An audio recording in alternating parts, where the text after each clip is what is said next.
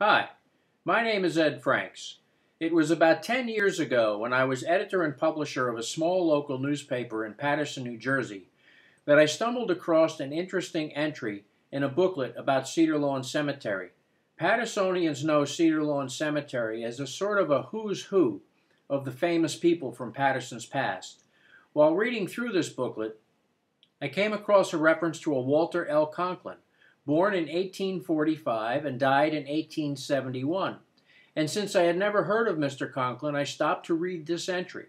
It seems a young woman was impregnated by Conklin, the son of an alderman. Out of the fear of being discovered and shame brought on their families, Conklin arranged for an abortion for this young lady in New York City. Sadly, she ended up in the hands of a former saloon keeper with a $40 medical degree. In the course of the abortion procedure, the doctor punctured her uterus. An infection followed, and within a few days, the young woman died.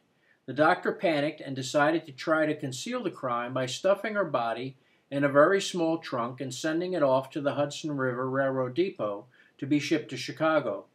When a baggage handler noticed a stench coming from the trunk, he called for the station master, who opened it. To everyone's horror, the 2.5-foot trunk held the decomposing nude body of a still beautiful young girl. Everyone noticed her long golden hair covering her breasts. It would take a series of lucky breaks and her golden hair to identify the victim as a woman from Paterson, New Jersey. Once news began to spread through town, Conklin realized it was only a matter of time until it would be discovered that he was a party to the whole affair. So one day he went to his job at the Dale Silk Mill, found the revolver kept in the cash office, and put a bullet through his brain.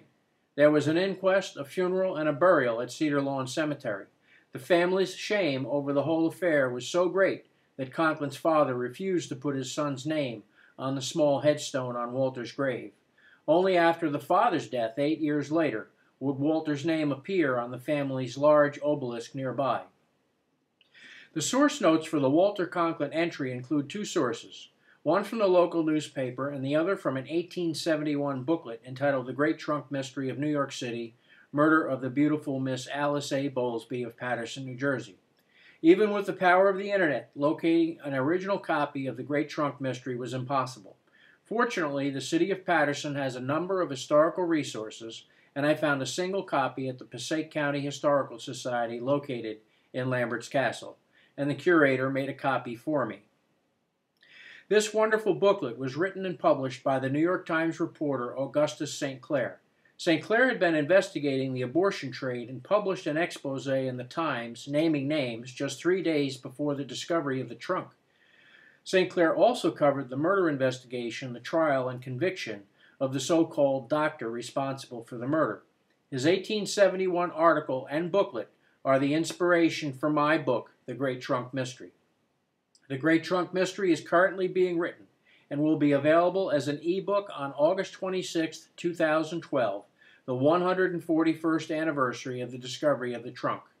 If you would like a free ebook sample from The Great Trunk Mystery that you can read on almost any e-reader or your computer, please log on to the website www.greattrunkmystery.com and click on Order Today.